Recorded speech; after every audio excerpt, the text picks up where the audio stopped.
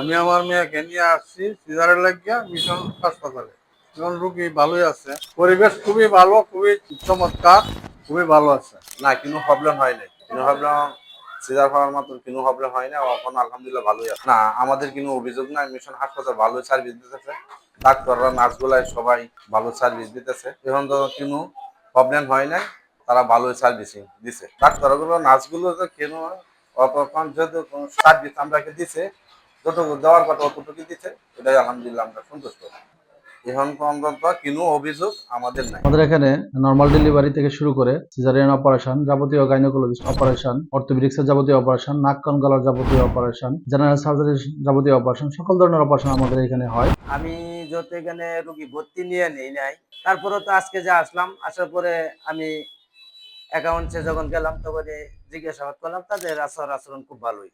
মানে আমি একটা পরামর্শ করলাম যে ডাক্তার কখন আসবেন, কি সমস্যা, তখন বলছে তারা আমার কয়টা বাজে আসবেন, ওই কাজে আছে, বসেন। তাদের কাছ থেকে পরামর্শ পাওয়া যায়, এরকম কোনো কিছু নাই। আমি তার কাছ থেকে সর্বোচ্চ সাপোর্টটাই পাইছি, এটাই। আমি যখন হাসপাতালে আসছি, আমার শারীরিক অসুস্থতার জন্য আমার আমার জন্ডিস ছিল আর কি।